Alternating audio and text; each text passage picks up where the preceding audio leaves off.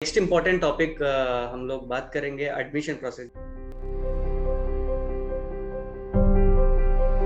तो ये बहुत इम्पोर्टेंट सवाल है क्योंकि आपकी पूरी जो जर्नी है, जो सफर है, वो वहीं से शुरू होता है कि एप्लीकेशन प्रोसेस आपने कैसा स्टार्ट किया। और ये एक दिन का काम नहीं है, ये इसके लिए आपको बहुत पहले से लगना पड़ता है।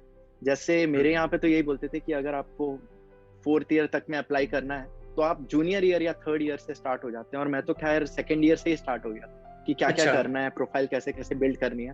तो ये जो मैंने जैसा बोला, मैं आईआईटीज में जाता हूँ, टेकफेस्ट वगैरह, ये सब ये मैं बहुत पहले से शुरू कर दिया था। और मैं तो अपने जो बाद में आए उनको मैंने फर्स्ट ईयर से लगा दिया कि एकदम लग जाओ और अपनी प्रोफाइल बनाते जाओ बनाते जाओ बनाते जाओ, काम आता है। तो मैंने यहाँ आके पता चली कि ये लोग सेलेक्ट कैसे करते हैं। एक्चुअली बाय मिस्टेक यहाँ कुछ एक इन्फॉर्मेशन शेयर हो गया था गलती से सारे स्टूडेंट से, और उससे मुझे थोड़ी सी जानकारी मिल गई कि यहाँ पे बेसिकली ये लोग फेजेस में, and I am not sure कि ये सारे यूनिवर्सिटीज में ऐसे ही होता है, लेकिन एटलीस्ट यहाँ पर्ड्यू में तो ऐसे ही होता है कि फेजेस में होते हैं जो सिलेक्शन। और होता ये है कि ये एक इंटरनल राउंड करते हैं, लाइक फर्स्ट राउंड करते हैं। उसमें वो 3 चीज देखते हैं स्टूडेंट की। वो देखते हैं जीआरई स्कोर, वो देखते हैं टॉफल का स्कोर, और वो देखते हैं आपके अंडर ग्रेजुएट में कितने परसेंटेज। तो ये 3 चीज वो देखते हैं। और यहाँ पे अंडर ग्रेजुएट में जो आप जीपीए लाते हैं या जो परसेंटेज लाते हैं ना, उसको पता नहीं क्यों बहुत ज्यादा वैल्यू देते हैं, उसकी बहुत वैल्यू है ये मैं, बट उनके लिए वो 75 अगर आपने लाया ना, वो उस बात को देखते हैं। एंड मोर देन परसेंटेज, यहाँ पे वो जानते हैं कि आप कहाँ से आए हो। आप महाराष्ट्र में कहीं से पढ़ रहे हो, आप यूपी में कहीं से पढ़ रहे हो, आप तेलंगाना से हो। उनको है ना हर एक यूनिवर्सिटी का मालूम है कि यहाँ पे अगर आतिक भाई ने 60% लाए, इसका लाइक बहुत वैल्यू है। ऑल्दो 60 है, लेकिन that is very tough to score, मुश्किल है। तो आतिक भाई इज इन टॉप स्टूडेंट्स, इसको लेना चाहिए। दूसरा कोई हो सकता है जगह यहाँ पे 90% भी हो, मेरे अगर 90% भी है तो भी उसकी वैल्यू नहीं होती क्योंकि बाकी सभी के 95 है। तो वो वाली चीज वो देखते हैं कि कितना ईजी है, कितना हार्ड है, कहाँ से आ रहे हैं आप, और आपकी क्लास में स्टैंडिंग क्या है, क्या आप फर्स्ट 3 में है, क्या आप फर्स्ट 2 में है, क्या फर्स्ट 10 में है। ये वो सवाल पूछते हैं आपसे जब आप फॉर्म भरते हैं कि आपकी स्टैंडिंग कहाँ है क्लास में। तो उससे आपको गॉच करते हैं। और ये सब गॉच करने का तरीका क्या है, वीड आउट प्रोसेस। वो आपको कैसे छांट रहे हैं। तो छांटने के लिए अभी सभी को तो ले नहीं सकते, क्योंकि जब हम अप्लाई करते हैं, जैसे मैंने किया, मैं तो खैर आईआईटी से हुई नहीं, मेरे साथ जो थे वो आईआईटी बॉम्बे से कोई कर रहा है, कोई आईआईटी कानपुर से कर रहा है, कोई शिंगुआ से कर रहा है, चाइना की जो एमआईटी है, कोई ये एनयूएस से कर रहा है, सिंगापुर से। तो हर तगड़े तगड़े से आ रहे हैं, ऑस्ट्रेलिया से कोई कर रहा है, सिडनी यूनिवर्सिटी। सब लोग की प्रोफाइल इनके पास आ रही है। अब इनको सेलेक्ट करने बस 10 बच्चे, और आ गए हैं अभी 100। तो अभी 90 को कैसे छाटे। तो इसके लिए वो ये यूज करते हैं कि जीआरई का स्कोर, टॉफल का स्कोर और अंडर ग्रेजुएट। और इससे वो करते हैं कि गुड इनफ होना चाहिए। एंड इट ऑल्सो आपका लक पे भी डिपेंड करता है कि बाकी और कैसे हैं। अभी सभी इतने नेक्स्ट लेवल निकल गए, तो फिर आप अच्छे भी हैं तो भी शायद हो सकता है हार्ड लक हो जाए। तो थोड़ा सा किस्मत है, but as long as you score good enough, एकदम अगर आपके पूरे में पूरे भी हैं जीआरई में, तो इसकी गारंटी नहीं कि आपका हो जाएगा। That is only one thing of so many things. बहुत सारी चीजों में से एक चीज है जीआरई। कितना कितना आना चाहिए मिनिमम जीआरई में? अभी एक्चुअली चीजें थोड़ी बदल सी गई हैं। मेरे टाइम में 1600 में होता था 1600 पॉइंट्स का, 800 इंग्लिश के लिए, 800 इसके लिए, अंग्रेजी के लिए। अभी आई थिंक जितना मुझे याद आ रहा है 340 हो गया, 170। तो उसका मैं एग्जैक्ट तो मैं बता नहीं सकता एग्जैक्ट कितना पॉइंट, क्योंकि मुझे खुद ही देखना पड़ेगा। But round about like math में तो अगर आप इंजीनियरिंग इसमें आ रहे हैं तो आपसे उम्मीद करते हैं आप पूरे में पूरे लाएंगे, 800 में 800। सो 170 में 170। बट इंग्लिश में थोड़ी रियायत दे देते हो कि इंग्लिश में आपके मेरे जैसे 1400 थे ऑलमोस्ट, तो 1400 गुड इनफ आउट ऑफ 1600 आपको। और मेरे से ऊपर भी कुछ लोगों ने स्कोर किया, बट उनका सिलेक्शन अल्टीमेटली नहीं हुआ। सो दैट टेल्स कि ये स्कोर का उतना वो नहीं है, इसमें बस गुड इनफ होना चाहिए। मैथ में आप पूरी कोशिश करिए। अगर आप इंजीनियरिंग में आ रहे हैं तो मैथ में पूरे लाइए, और इंग्लिश में थोड़े कम भी रहेंगे तो चलेंगे।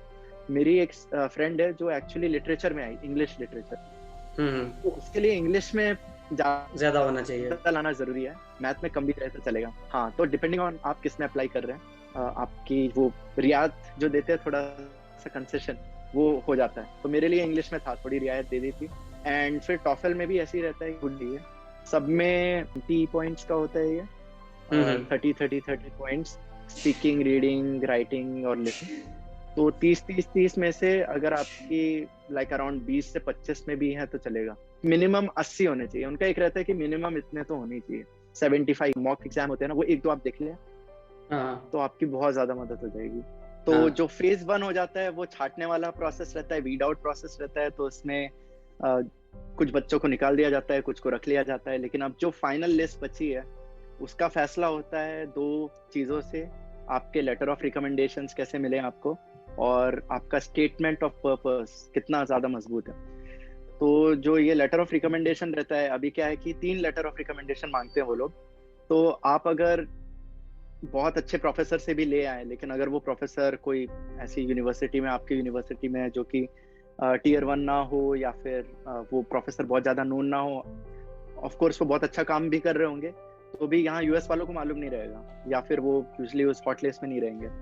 लेकिन अगर आपने बहुत अच्छे किसी प्रोफेशनल से लिया है letter of recommendation, for example के तौर पे मैंने कोई प्रोफेसर से लिया यहाँ पर अपने यूनिवर्सिटी से, जेएसएस से, तो उसकी कुछ वैल्यू है। लेकिन फॉर एग्जाम्पल आई गेट, क्योंकि मैं आईआईटी से नहीं हूँ, तो मुझे आईआईटी प्रोफेसर किसी से ऐसे मिलना मुश्किल था, अनलेस आई डू समथिंग, मैं वहां जाके कुछ कर लूँ। तो लकीली ये हुआ कि मेरा ये जो एरोस्पेस का पैशन वगैरह देख के, एक मेरे जो सीनियर थे वो उनको देख गया कि एरोस्पेस में कुछ करना चाह रहा है, तो उन्होंने, एक प्रोफेसर है आईआईटी कानपुर में, तो उनके नजर में दिलवाया कि ये एक लड़का है, ये बहुत मतलब करते रहता है एरोस्पेस का, तो इसको आप देखो एक बार, इसकी प्रोफाइल देखो। तो वो उनकी नजर में मैं आ गया, तो उन्होंने मेरे को चांस दिया कि तू आके यहाँ पे करके दिखा अभी आईआईटी कानपुर में, 3 महीने का तेरे को एक प्रोजेक्ट देते हैं, तो वो अच्छे से कर। तो वो मैंने अच्छे से किया वहाँ पे। एंड आईआईटी कानपुर की एक बहुत अच्छी बात है, जो आई एम नॉट श्योर सारे व्यूअर्स को मालूम हो, कि वहाँ पर भी एक flying like kind of runway है, एक फ्लाइट है, फ्लाइट स्ट्रिप बोलते हैं उसको। तो और वहाँ वहीं पर फ्लाइट लैब है, जिसमें असली के जो प्लेन्स होते हैं और उस पर टेस्टिंग वगैरह करते हैं। तो मैं वहाँ की एक प्लेन में उड़ भी चुका हूँ, मतलब फ्लाइट ले चुका हूँ। तो वो बहुत अच्छा एक्सपीरियंस था, क्योंकि वो तभी पॉसिबल था जब मैं वहाँ जाता इंटर्नशिप के लिए और करता, और क्योंकि मैं वहाँ पे उसी लैब में काम कर रहा था, तो मुझे मौका दिया उन्होंने कि मैं उस प्लेन में उड़ सकूँ। तो वो तो था ही। उसके अलावा वो जो प्रोफेसर है डॉक्टर ए के घोष, या प्रोफेसर ए के घोष, वो बहुत पॉपुलर है वहाँ पे। मैं ये बताने वाला था आपको कि ए के घोष है ना, मैंने सुना है आईआईटी कानपुर में। हाँ, तो डीन ऑफ स्टूडेंट रह चुके हैं वो, और काफी बड़ा नाम है। और उन्होंने मुझे रखा अपनी शागिर्दी में, और फिर मेरे को काफी चीजें बताई। एंड वो भी एकदम चिल्ड आउट प्रोफेसर थे, वो बस काम देके अपना कि तुम करो अपना जो भी करना है, मेरे को रिजल्ट चाहिए बस एट दी एंड। उनकी मेरे को रिकमेंडेशन लेटर मिली, तो उसकी जो वैल्यू है, वो जो भार है, वो बहुत ज्यादा हो गया। उसके अलावा मेरे को 2 और ऐसे मैंने लोगों से लिया, तो वो मेरे यूनिवर्सिटी के ही थे प्रोफेसर, जिन्होंने मुझे दे दिया। और वो यूजुअली हम हेड ऑफ डिपार्टमेंट और डीन ऑफ कॉलेज और ये सब से पैसे लेते हैं। तो मैंने उस टाइम पे तो वही कर पाया जितना कर पाया। लेकिन आप जितना बन सके, जो बड़ा सा बड़ा आपको मिल सके रिकमेंडेशन लेटर, वो आपको करना रहता है, क्योंकि आपकी जो टक्कर है वो बहुत सारे और लोगों से है जिन्हें और भी लेटर ऑफ रिकमेंडेशन मिल रहे हैं, बड़े बड़े लोगों से। तो उस हिसाब से आपको अपना प्रोफाइल सेट करनी रहती है। और एक बात मैं यहाँ पे पूछना चाह रहा हूँ, तो ठीक है आपने इंटर्नशिप किया है, तो आपने प्रोफेसर ए के घोष से रिकमेंडेशन लेटर लिया है। फर्स्ट सपोज एक बंदा है जिनका कांटेक्ट आईआईटी के प्रोफेसर से नहीं है, तो आप रिकमेंड करेंगे उनसे लेना चाहिए, एटलीस्ट काम तो करनी चाहिए उनके अंडर, तो ऐसे ही रिकमेंडेशन। और हाँ एग्जैक्टली, क्योंकि ऐसे कोई शायद लिखे भी ना। और दूसरा ये है कि जो यहाँ पे पढ़ते हैं वो एटलीस्ट कुछ रिलेशन खोजेंगे कि वो आपको कैसे जानते हैं। अगर किसी ने आपके अंडर में काम किया है तभी हम उसके बारे में बता सकते हैं कि अच्छा आतिक बहुत ऑनेस्ट है, सिंसियर है, ये है वो है। वो तभी होता है जब बंदे के साथ काम किया हो, या एटलीस्ट कुछ देखा हो उसका। या सिर्फ ऐसे डायरेक्ट लिखना है तो फिर मुश्किल हो जाएगा। तो इसलिए आप कोशिश करिए कि आप कुछ इंटर्नशिप करिए, और सिर्फ आईआईटी नहीं, और भी बहुत सारे इंडस्ट्रीज में आप जाके कर सकते हैं। बहुत सारे अच्छे अच्छे इंस्टीट्यूट्स हैं, वहां जाके आप कर सकते हैं कुछ ना कुछ। लेकिन कोशिश ये करिए कि जिससे आप ले रहे हैं ना, वो नाम थोड़ा बड़ा हो, जितना बड़ा हो सके उतना कोशिश करिए, क्योंकि उसकी वैल्यू उतनी हो जाती है लेटर ऑफ रिकमेंडेशन की। सो ये मैंने एक चीज सीखी थी जब मैं अप्लाई कर रहा था। और मेरे पास तीनों वैसे तो नहीं थे, बट एटलीस्ट एक था। एंड दूसरी चीज ये थी कि statement of purpose. And I think जो मेरा आज में जो वजह है, मेन वजह है जिस वजह से मैं हूँ यहाँ पे, वो मेरा पक्के से वो लेटर है। क्योंकि वो देख के ही जोश आ जाए, किसी को ऐसा लिखा था मैंने, मतलब पढ़ के ही मजा आ जाए। 2 पन्ने का, थोड़े से वर्ड्स ज्यादा हो गए, कई लोग बोलते हैं 500 वर्ड्स का होना चाहिए, कुछ लोग बोलते हैं 2 पन्ने लिख सकते हैं फ्रंट एंड बैक, इतने में पढ़ ले आदमी। क्योंकि वो लोग कई सारी चीजें करते हैं। एक्चुअली जो आपका एडमिशन जो कर रहे हैं, वो एक कमेटी बैठती है यहाँ पे, प्रोफेसर्स की, एंड बेस्ड ऑन की जैसे मैं यहाँ एरोस्पेस में आ रहा हूँ, तो एरोस्पेस में बहुत सारे विभाग हैं, सब डिपार्टमेंट्स, कि आप एरोस्पेस में एरोनॉटिक्स में आना चाह रहे हैं, या आप प्रोपल्शन में आना चाह रहे हैं, या आप स्ट्रक्चर्स में आना चाह रहे हैं, आप सिस्टम्स में आना चाह रहे हैं, आप डायनेमिक्स में आना चाह रहे हैं, किस में आना चाह रहे हैं। बहुत सारे तो उस हिसाब से डिपार्टमेंट। फिर हाँ 6 है मेरे इसमें। तो उसमें फिर वो लोग बोलते हैं कि अच्छा ये आना चाह रहे हैं एस्ट्रोनॉटिक्स में, अब एस्ट्रोनॉटिक्स वाले 3-4 प्रोफेसर पकड़ो, तो वो 3-4 आते हैं या जितने भी अवेलेबल हैं। तो मेरे टाइम पे आई थिंक 1-2 कम रह गए थे क्योंकि एक प्रोफेसर यहाँ यूनिवर्सिटी से बाहर थे। तो फिर वो लोग देखते हैं आपकी एप्लीकेशन और फिर वो आपस में चर्चा करते हैं कि यार इसको लेना चाहिए नहीं लेना चाहिए, हाँ ऐसे बोल तो रहा है, कर पाएगा क्या, जो भी है वो सब वो डिस्कशन होता है। और उस स्टेटमेंट ऑफ पर्पस में मैंने एक तरीके से जो मैंने आपसे जर्नी शेयर की है, मैंने उसके बारे में लिखा कि मैं वैसे तो डॉक्टर बनने वाला था, लेकिन इतना पैशन था कि मैं इधर डाइवर्ट हो गया, और फिर उस पैशन के चक्कर में मैंने औरों को भी अपने साथ घसीट लिया। तो कोई इसरो पहुंच रहा है, कोई कुछ और कर रहा है, कोई कहीं अप्लाई कर रहा है, जो शायद उस डायरेक्शन में नहीं जाते, मेरे साथ साथ मैंने और को भी घसीट लिया। तो वो देख के उनको लगा कि ये बंदा कर सकता है, और वो एक्चुअली वही देखते हैं कि जो यहाँ पे आ रहा है, फर्स्ट ऑफ ऑल कि उसकी प्रोफाइल अगर स्ट्रांग है तो वो यहाँ पे भी आके बेसिकली अच्छा ही करेगा कुछ ना कुछ, एंड उससे फिर यूनिवर्सिटी का नाम होगा, फिर उससे और लोग अप्लाई करेंगे ये यूनिवर्सिटी। तो वो उस तरीके से देखते हैं। एक तरीके से आप बिजनेस मॉडल भी देख सकते हैं, या जो भी है उनका जो स्कीम रहती है कि सबसे बेस्ट वालों को या ऐसे लोगों को लो जो थोड़े जिनकी स्टोरी हम बता सके और जिससे और लोगों को भी अट्रैक्ट कर सके। तो उस लिस्ट में मैंने अपना डाल दिया स्टेटमेंट ऑफ पर्पस, और उसमें मैंने फिर लिखा भी था, कुछ चीजें आपको लिखनी रहती है स्टेटमेंट ऑफ पर्पस में। एक तो वो है ना, थोड़ी एक तरीके से स्टोरी टेलिंग होती है। एंड आपको एक फैक्ट बताता हूँ, लाइक इवन चाहे कोई भी चीज सक्सेसफुल है वर्ल्ड में, वो तभी होती है जब उसके साथ कुछ अटैच स्टोरी होती है, कुछ कहानी होती है, तो वो सेल होती है। क्योंकि हम एज ह्यूमन बींग्स इंसान है ना, हम स्टोरी से जुड़ते हैं, कहानी से, हम उस और चीज से उतना नहीं जुड़ते। तो जब आप स्टेटमेंट ऑफ पर्पस भी लिखते हैं ना, एक कुछ सॉलिड आपके बारे में कहानी होनी चाहिए कि आपने ऐसे कैसे पहुंचे यहाँ पर, आप क्या सोचते हो, क्यों आना चाहते हो यूएस, ये यूनिवर्सिटी क्यों आना चाहते हो, यहीं पे ये डिपार्टमेंट में क्यों, यही प्रोफेसर क्यों। तो वो पूरी एक जो कहानी बिल्ड होती है ना, फिर उनको लगता है नहीं यार ये बात तो सही कर रहा है और इसकी कहानी में दम है, तो इसको हम लेंगे। तो you have to sell your story, आपको अपनी कहानी बेचनी होती है। और वो हो सकती है सही हो 100%, हो सकती नहीं भी हो, लेकिन अनफॉर्चुनेटली वैसा ही है कि कहानी पे ही लोग अट्रैक्ट होते हैं। तो आपको उस हिसाब से लिखनी रहती है। एंड उसमें आपको ये भी लिखना रहता है कि कौन सी लैब में आना चाह रहे हैं आप, और किस प्रोफेसर के अंडर में कुछ आप करना चाह रहे हैं। अगर 1-2 पेपर लिख देना कि मेरे को इस तरीके का काम पसंद, से मार्स पे स्मार्ट डिवर्ट करके लैंडिंग करना मेरे को बहुत पसंद आया, तो मेरे को वैसा कुछ करना है यहाँ पे, तो फिर वो लोग वो बोलते हैं कि हाँ यार ये पढ़ के आया है, ये बंदा होमवर्क करके आया है। तो वो चीज देखनी चाहिए, ऐसा नहीं लगना चाहिए कि हाँ भाई मेरे को यहाँ आना है क्योंकि भाई मेरा मतलब पैशन है, ये वो है, वो तो है पैशन औरों को भी, आप ऐसे कैसे डिफरेंट सोच रहे हो वो दिखाओ। तो वो चीज इंपॉर्टेंट है। और इसकी मेरा जो सिलेक्शन है, मैं 100% मेरे को वही लगता है मेरा स्टेटमेंट ऑफ पर्पस से ही हुआ। और साथ में मैंने 1-2 चीजें और की। मैंने क्या किया, मेरा जो 4th ईयर का डिजाइन था, मैं एक्चुअली एक नासा कंपटीशन में आने की कोशिश कर रहा था, मून बगी नाम से। ये यहाँ पे हंट्सविल अलाबामा में होती है, NASA Marshall space flight centre में, और हर साल होती है। और इंडिया से उस टाइम पे 6-7 टीमें जाती थी। तो मैं कोशिश बहुत किया, अनफॉर्चुनेटली वीजा वगैरह इशू वगैरह से और फंडिंग ना मिलने से हम नहीं जा पाए वहाँ पे। लेकिन मेरे पास रिपोर्ट तो थी वो, तो मैं पूरी अपनी रिपोर्ट भेज दिया मैंने 100 पन्ने की। यूजुअली कई लोग नहीं करेंगे और कई लोग सोचेंगे रिस्क भी है, मैंने भेज दिया तो वो क्या सोचेंगे या जो भी है। मैंने सब कुछ भेज दिया, और पेपर कटिंग वगैरह भी थी, मैंने सब भेज दिया। ये पेपर कटिंग भी है, न्यूज़पेपर में नाम आया, ये वो। और ये हम आके यहाँ पर्ड्यू में भी ऐसा ही करेंगे अगर मौका दिया जाएगा तो। तो अगेंस्ट ऑल ऑड्स हम करेंगे अच्छी चीजें। तो वो चीज उनको शायद पसंद आई, शायद नहीं आई, मुझे नहीं मालूम, लेकिन मैंने ये किया था। अल्टीमेटली आपको रिजल्ट मालूम है कि मेरा यहाँ पे हो गया। सो मैंने वो सारी चीजें पास की एक एक करके। सो बेसिकली यही है। एडमिशन के लिए, मास्टर्स के लिए ये है, पीएचडी के लिए भी सिमिलर सा ही होता है। आई थिंक कुछ टाइम रहता है कि जब तक आपके जीआरई स्कोर्स वैलिड होते हैं। जब आप जीआरई एग्जाम देने जाते हैं तो एटलीस्ट 4 संस्थाओं को आप फ्री में दे सकते हैं अपने स्कोर्स। तो आप पहले से सोच के रखिए कि यार ये 4 में तो मैं जाने ही वाला हूँ, इनमें मैं अप्लाई कर ही रहा हूँ। तो वो 4 आप सोच के रखिए पहले से।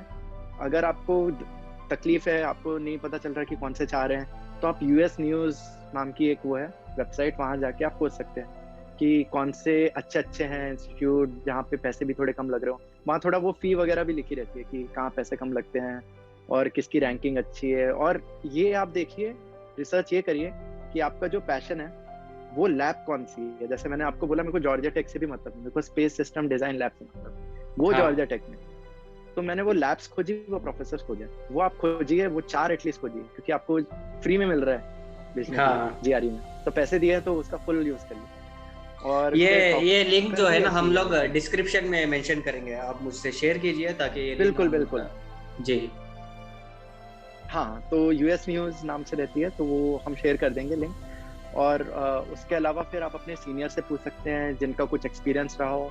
एंड आपको ये करना चाहिए कि जो लैब्स आपको पसंद है उसके जो स्टूडेंट्स हैं, प्रोफेसर तो अपनी खुद बताएंगे कि मेरा लैब बहुत मस्त है, और कुछ हाँ स्टूडेंट्स भी अपने लैब की तारीफ तो करेंगे ही करेंगे, लेकिन कुछ स्टूडेंट्स आपको अंदर की असली बात बताएंगे, तो वो आपको जेन्युइन। जाननी रहती है। क्योंकि ज्वाइनिंग ए लैब, हाँ, इट्स नॉट जस्ट अबाउट कि आप बहुत बढ़िया रिसर्च कर रहे हैं। कई बार ये भी रहता है कि यार प्रोफेसर बहुत लाइक खड़ूस है, तो बहुत काम कराता है, हंटर मार मार के रखता है।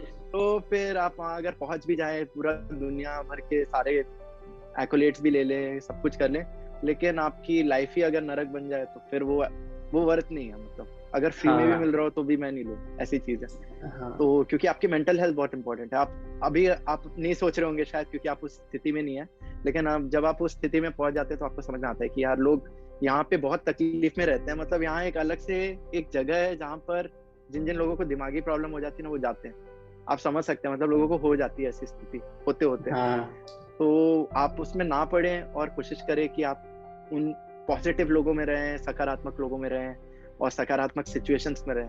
तो इसलिए ना आपको थोड़ी अपने से पहले से मेहनत करनी पड़ेगी। और ये मैंने हाँ जैसे कहा ना, मैं तो सेकंड ईयर से ही लग गया, मैं तो बोल रहा हूँ आप फर्स्ट ईयर से ही लग जाओ कि क्या क्या करना है। अगर मेरे को जाना ही है फोर्थ ईयर के बाद तो ऐसा ऐसा करना है मेरे को, और थोड़ा ऊपर नीचे हो सकते हैं, but try to set a plan, पहले से सोचिए। हाँ। और या वही वो 4 संस्थाएं खोजिए यूएस न्यूज से।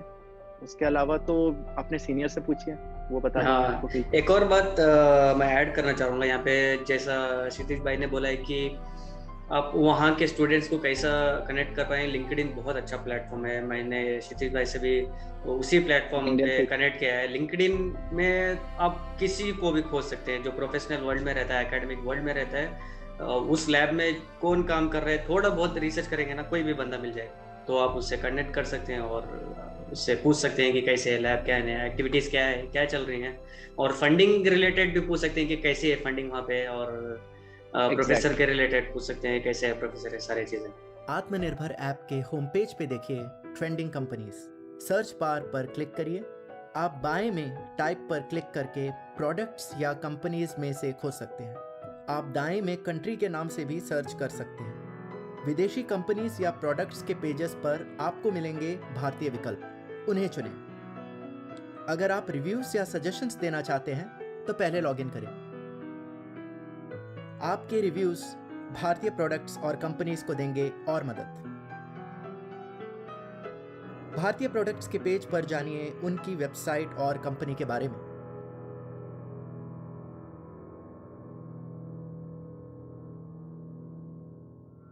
और भारतीय कंपनीज के पेज पर जानिए जरूरी जानकारी और अनोखी कहानियां जो आपको गर्व से भर देंगी। विदेशी कंपनियों के बारे में भी जानें और भारतीय विकल्प को समर्थन करें। साइड बार से लोकल बिजनेसेस या किसी अन्य कंपनी की जानकारी या प्रोडक्ट्स के बारे में आप इस ऐप में डाल सकते हैं। डाउनलोड करिए आत्मनिर्भर ऐप आज ही।